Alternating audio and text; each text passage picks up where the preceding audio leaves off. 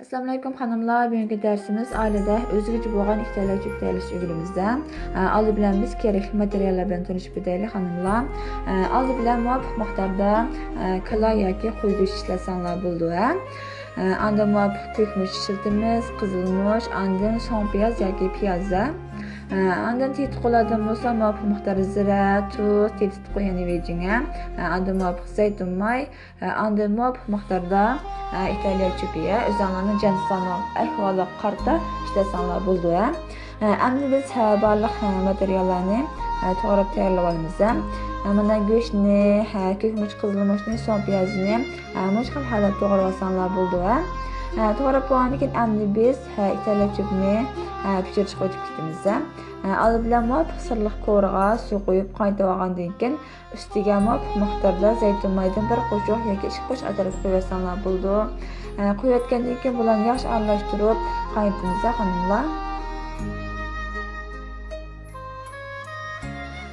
Suyimiz mush holatda qaynab bo'lgandan keyin endi İtalya chöpining miqdorini o'zinglarning jansani qarta ishlasanglar bo'ldi.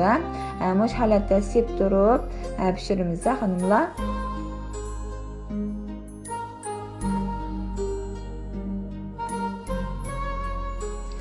Eskertish xonimlar İtalya chöpini o'xtatmaysizlar. Shu o'zining butun holati bo'yicha silib, andan bir tarafi yumshoq emasmi? Sog'andan keyin mana qaranglar.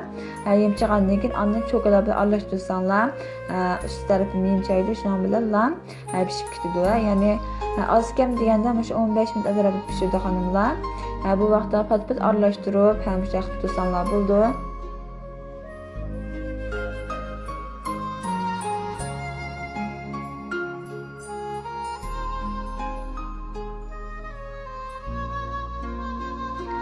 İtalya chöpimiz asosan pishib bo'ldi. Pishib bo'lgandan keyin endi muvofiq nimaga ilib, bir qo'chaq ilib, bilan suvda pak chaqaytimiz.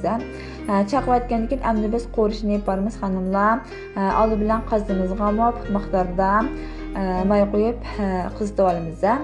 Mehmonlar qizib normal darajaga kelgandan keyin endi to'g'rab tayyorlab olgan go'shtimizni sepib qo'yamiz. O'tinlar ishtik bo'ladi xonimlar. Go'shtimizni silib yaxshi qo'rib olgandan keyin orqadan biz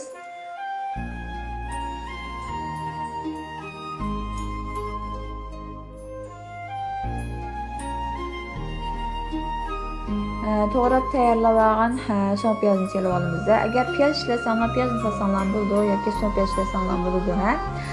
Andan so'ng piyozni silib qo'rib bo'lgandan keyin yog' turshinglar asosan pomidor qiyam silib olsanglar bo'ldi.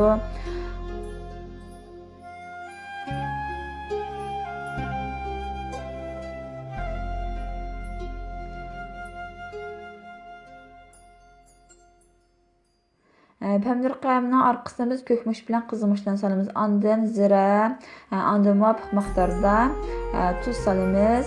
Andan vejin, ya'ni tetik qo'yib bilsanglar, tetik qo'ydan bir qo'shib atrofga silib etib, davomli qo'raymiz.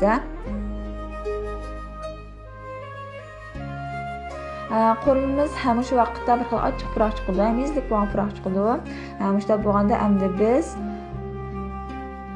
tayyorlab olgan İtalya chöpini solamiz xonimlar.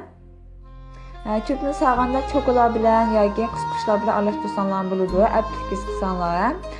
Shunday aralashtirib bo'lgandan keyin endi biz buni ustiga tetim suv, mana tetim suv qo'ygan, yana olmay qolibdimi? Tetim suv qo'yib, ya'ni janyu xonimlar.